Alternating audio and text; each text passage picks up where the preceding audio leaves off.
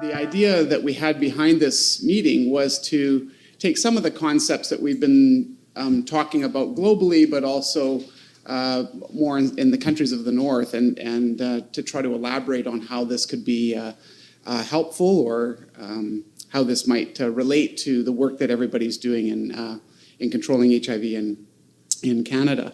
So I'm going to just give a brief overview of this Global Program Science Initiative, just to help with some of the definitional issues, perhaps, and then I'll get out of the way so you can hear from some terrific speakers this morning. So just as a background, I think we all know, those of us who are in HIV prevention know that there's a lot of opportunities, and each of these opportunities come with some challenges. So we have a lot of new technological approaches for HIV prevention. Particularly the last 4 or 5 years, we're hearing a lot more about new ways that we can prevent HIV. Treatment as prevention, PrEP. Globally, we hear a lot about circumcision. So there's a lot of new technologies that allow us to prevent the transmission of the virus. And there's been an increasing focus on prevention globally and at the country level. I think that you're finding in the last 5 or 10 years, not even the last 10 years, but 5 years in the last 5 years globally, there's been a balance. There's been a balance achieved between prevention and the treatment initiatives. But we're now running into real problems in prevention in terms of trying to understand what drives the epidemics in different countries and at the local level. And particularly, we're trying to understand what is the right mix of these different types of interventions. How will they be effective at a population level? But I think we also have to recognize that we're in an era of declining financial resources. I think that this is due to both the global financial crisis, but I think also there's a number of different strains and themes that are occurring globally in terms of the extent to which HIV and AIDS is being funded. And so I think this means that resource allocation has to be very strategic if there's going to be efficient achievement of impact on HIV. It's in this, in this circumstances and in this setting that a group of us, and particularly working with Sev Guerrel from the Centers for Disease Control, we've elaborated this Program Science Initiative. So the Program Science Initiative, and there's an article that you can read if you're interested in getting sort of a précis about the concept. There's a couple of articles actually. But in this one we define program science as the systematic application of theoretical and empirical scientific knowledge to improve the design, implementation, and evaluation of public health programs. Now, I know all of you who are involved in this say that, well, this is what we're sort of doing all along, so I don't want to pretend that this is anything particularly new, except that what we're trying to do is we're trying to make this a much more coherent and deliberate effort. So rather than doing it in a haphazard way, I think what we're trying to do is we're trying to do this in a more systematic way. And when we think about program science, we're thinking about it from two aspects. So we can think about program science as a research domain or enterprise, where we think about the type of science that you do to understand programs. And for this, we need to elaborate a broader theoretical base and develop new methodologies. But I think we also want to make sure that we understand that program science is also an interactive process. So we have programs and we have science, and how can we make sure that the programs and the science are really interacting? So we're trying to promote the idea of a dynamic interaction between scientists, program and policy leaders, and implementers and practitioners. So when we think about this interaction between scientists and programs, what we're really considering is how can we embed science within programs. So you'll notice that rather than a directional process where research is done and then research is translated to practitioners, what we're trying to do is we're trying to reposition science as being fully embedded within a program. So rather than the science driving the agenda, it's the issues and the questions that programs have that really drives the science. So the questions that emerge are really driven by the different needs of a program. And as a program goes through the various parts of a normal program cycle, from goal setting to setting the strategic priorities, to looking at the planning and design of programs, implementing, monitoring, and evaluation, all of those processes need to be influenced and have science embedded within them. So again, I think it's important to see this not necessarily as a duality. So we have program and we have science, and sometimes they get together to do some research, but rather the idea of how can we better embed science into programs, not to change programs per se, but maybe more so to change how we do science. And that can only really happen. It can only transform science if we embed it in the context of living, breathing programs. So if we think about program science in this way, we can think about the different types of questions that science can help to answer. So if we're thinking about strategic planning, it means understanding the HIV transmission dynamics. What are the reasons that we're having epidemics? We need to be able to develop methods for appraising epidemics locally, rather than coming up with generic approaches to understanding epidemics or epidemic typologies. We need to think about what's really the issue with the local epidemic. We need to be involved in answering questions for program implementation. What's the right mix of interventions? How do we know that? Where are there synergies and antagonisms? And we need to be able to tailor interventions to local settings. So there needs to be, again, continuous involvement of the process of asking questions in the program implementation. And then when we think about program management, we need to think about systems or system models for scaling up. What's the best way of scaling up things that we want to do well? Everything from particular program processes to going to very large scale at a country level. And then thinking about better ways of monitoring and evaluating impact. How can we do that in a more robust way? So on that background, this initiative was really started through the establishment of for want of a better word, what we call the Program Science Consortium. So there were 3 global meetings. They were funded over 2010-11. They were funded by some funds from the Office for AIDS Research at the NIH, along with planning grant from CIHR. And in these meetings, we brought together participants from science institutions like the London School, University College, Imperial College, so a number of different global institutions who were focused on HIV and STI. We brought together a number of program policy leaders from the World Bank, the Global Fund, UNAIDS, USAID, and Gates Foundation. And then we brought together country program leaders from India, Kenya, Nigeria, USA, and Canada. So these are people involved in the public health programs at a country level. So the idea was to think about this concept and how this could be elaborated through a consortium.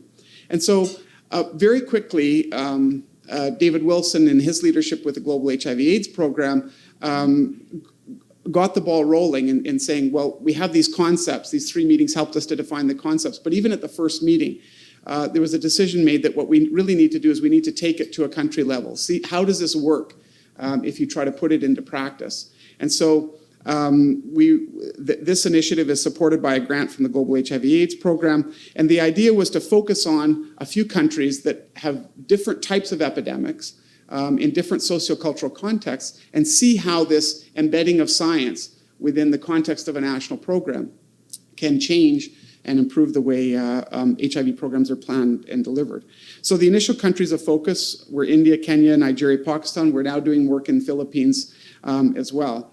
And the main areas that we got involved in related to our initial concept of program science. So we've been doing a lot of work on epidemic appraisal to understand epidemic typologies and drivers, working a lot on strategic planning, tailoring prevention objectives and resource allocation to maximize impact, and also getting more and more involved in implementation planning and support to improve the effectiveness of programs. So if we think about this organizationally, we have this global program science group that gets together. We try to get together at least once or twice a year for some knowledge sharing activities. And we try to bring together the knowledge that's being generated in the different country programs to share with each other. So we try to assimilate the information as a group, but we also try to do country-to-country sharing. And so there have been a lot of interchange between a few of these countries. We've had people from Pakistan and Kenya. We've had people from Nigeria and India. So we've been moving people between countries to see how things are being addressed in different contexts, but we also come together from time to time to try to share innovations, challenges, and other kinds of things. And what we're also trying to do is package the lessons so that we can disseminate this to other countries and to global normative bodies that are responsible for HIV prevention policy globally.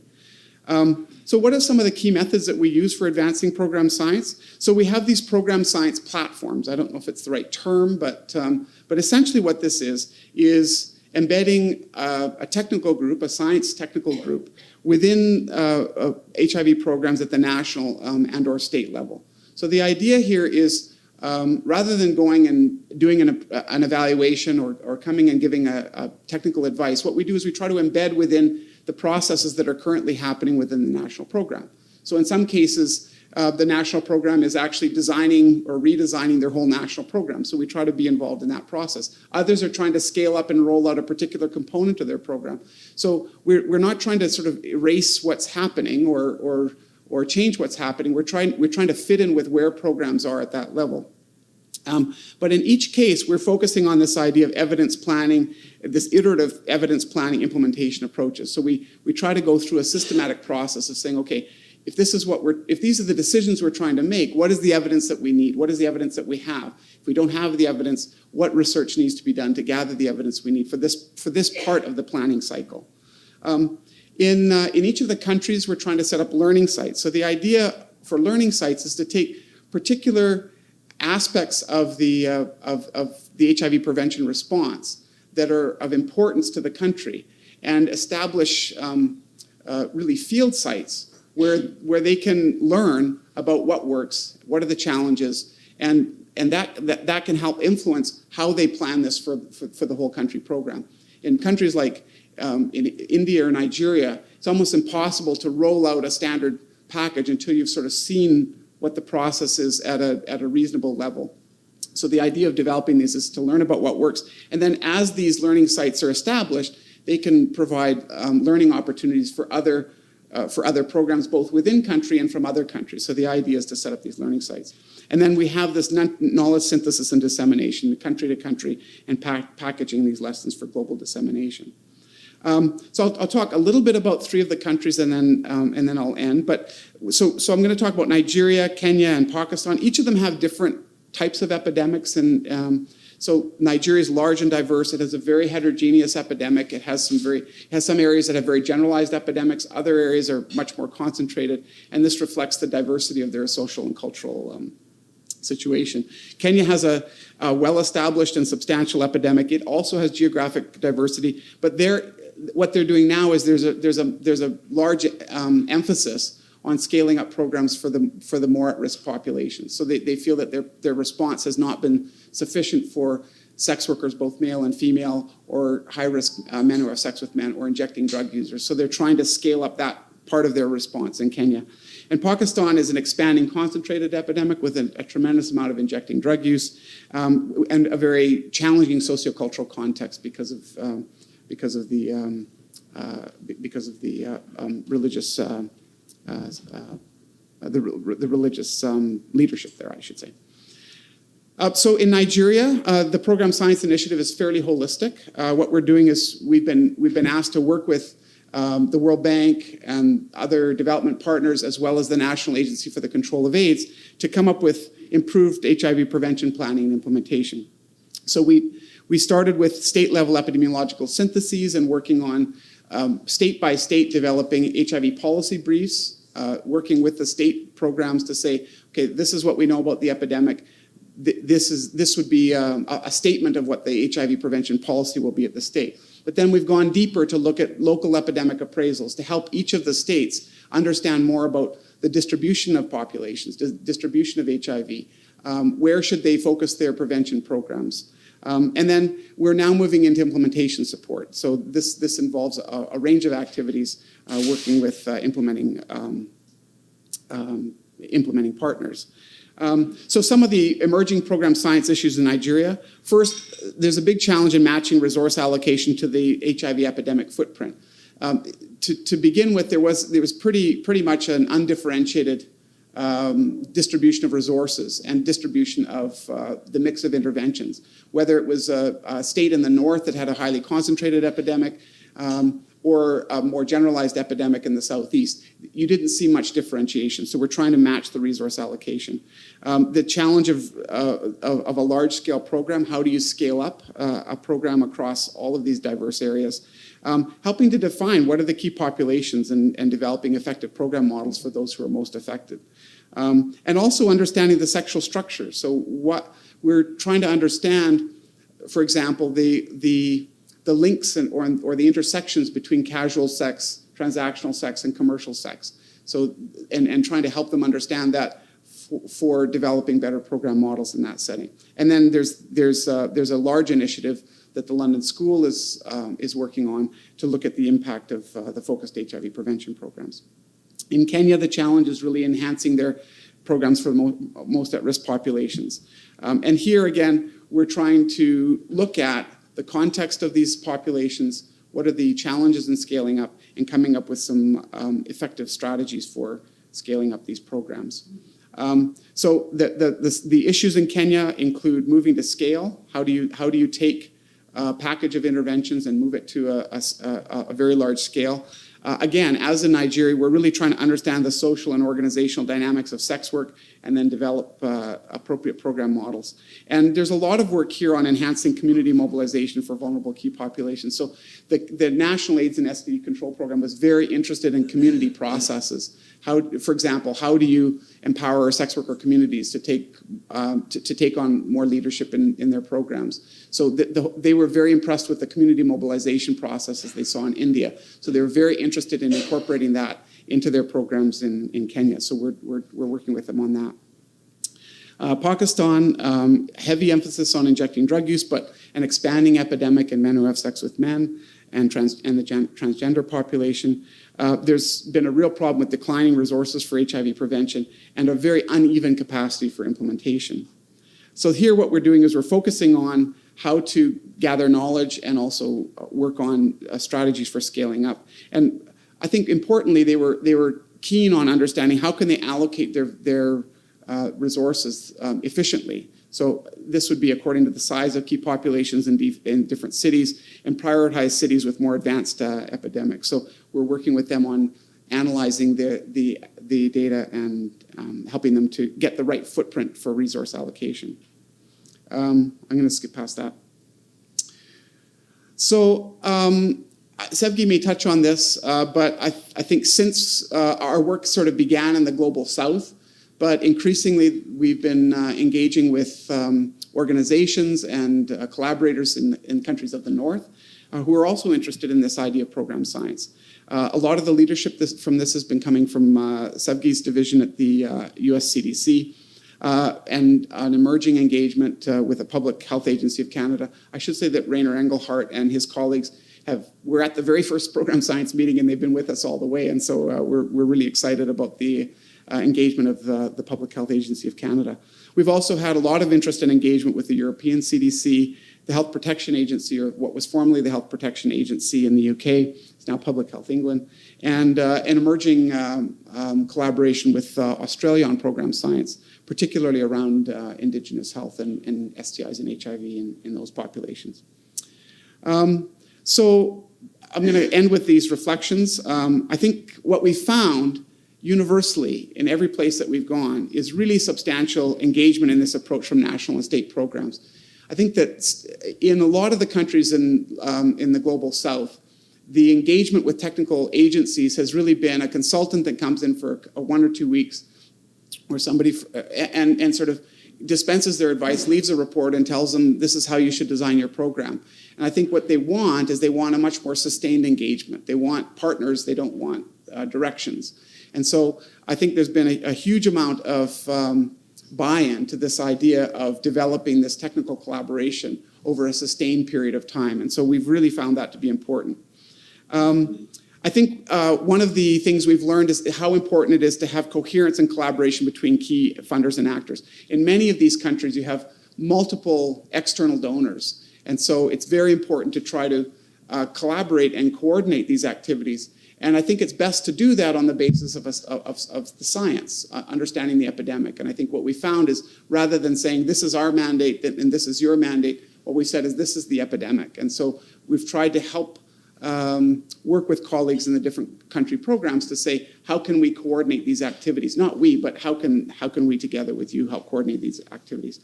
And the final thing I'll say is that there's really substantial capacity building needs and opportunities for public health trainees and for public health leaders. I think we find that these concepts are not well taught in a lot of academic institutions, and so we may need to really rethink training models and be a little bit more systematic when we're providing field placements for trainees to give them a more strategic platform in which to learn, so that we can have some clarity about what the learning objectives are and what they get out of it. I'm going to stop there and thank you for your attention.